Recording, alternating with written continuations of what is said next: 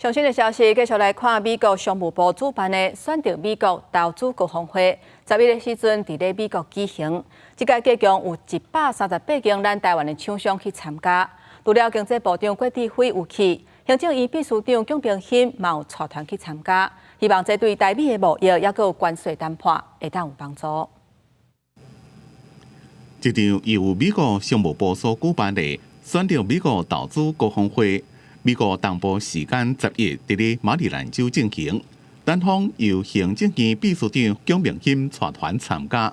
这边总共有138间台湾的厂商参加，共在这边是会议内面规模上大的访问团。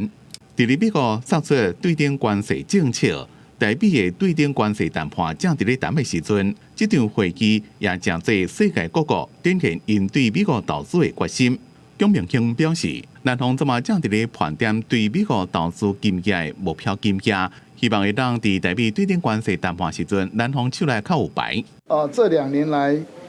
台美之间的贸易快速的增加，投资也快速的增加。不过我在这边也要同时的呼吁，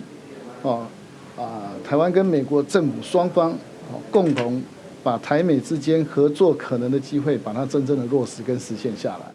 伫咧南方办的开幕酒会，美国商务部国际贸易处长凯洛格，还有美国在台协会 AIT 处长郭立言拢有参加发言。咱的经济部长郭志辉也到美国参加会议。经济部将在美国成立投资贸易中心，为有意来美投资的台商提供资讯及促进产业技术的合作。另外，也将与州政府合作，推动成立科技园区，提供优良生产环境，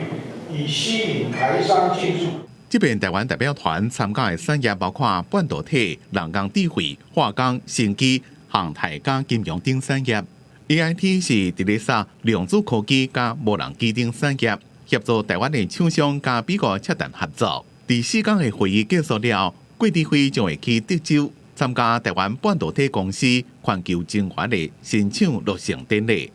公司国际记者彭祖锤，美国华府采访报道。